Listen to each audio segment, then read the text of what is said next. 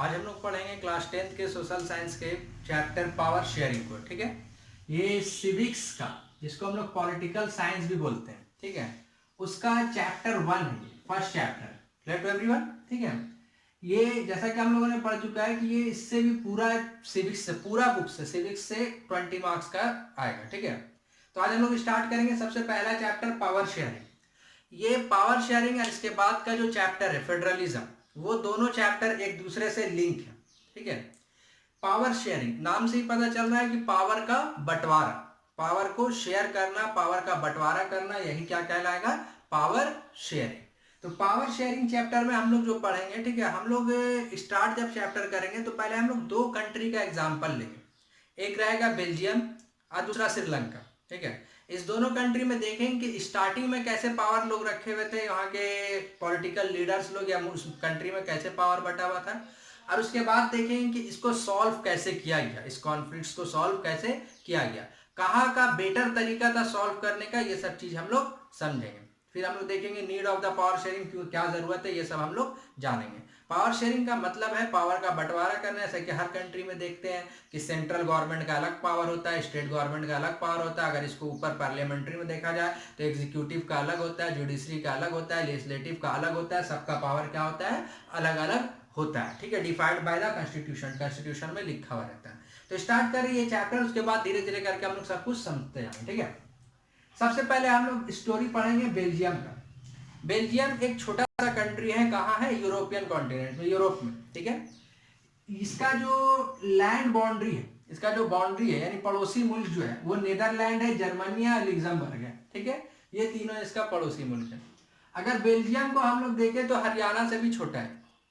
ठीक है, उसका पॉपुलेशन थोड़ा सा 1 करोड़ से ज्यादा है, लिटिल ओवर 1 करोड़, यानी पॉपुलेशन ऑफ हरियाणा, मतलब बोला जाता है ना कि छोटा हरियाणा से भी है, और पॉपुलेशन क्या है हरियाणा से, मतलब सॉरी, पॉपुलेशन क्या है 1 करोड़ से थोड़ा ज्यादा है। क्लियर है? बहुत ज्यादा पॉपुलेशन नहीं है। हमारे यहाँ तो एक एक स्टेट का 10 करोड़ 12 करोड़ पॉपुलेशन रहता है, वहां पूरे कंट्री का लिटिल ओवर 1 करोड़ पॉपुलेशन है। ठीक है, और जानते हैं इसके बारे में, यहाँ पे इस कंट्री में बंटवारा है इथनिसिटी के बेसिस पे। बहुत इंपॉर्टेंट, इथनिक कंपोजिशन। इथनिक होता क्या है?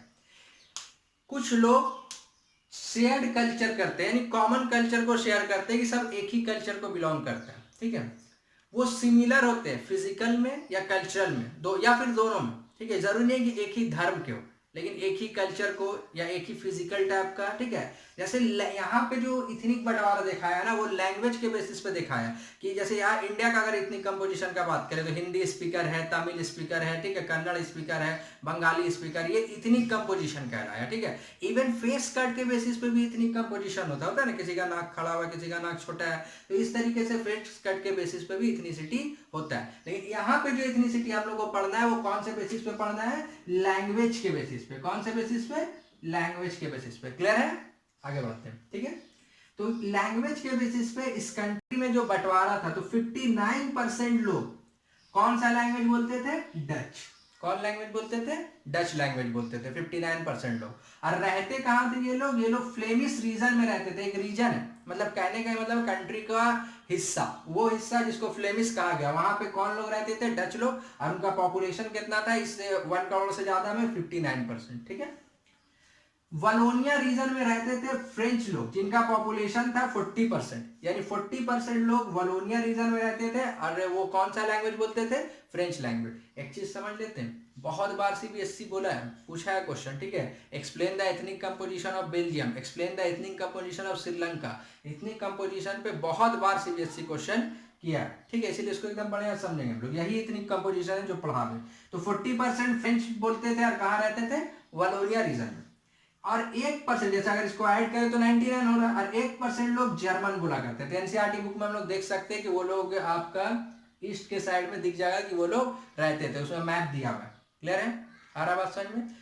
नेक्स्ट, अब पहले समझते हैं मेजोरिटी और माइनॉरिटी।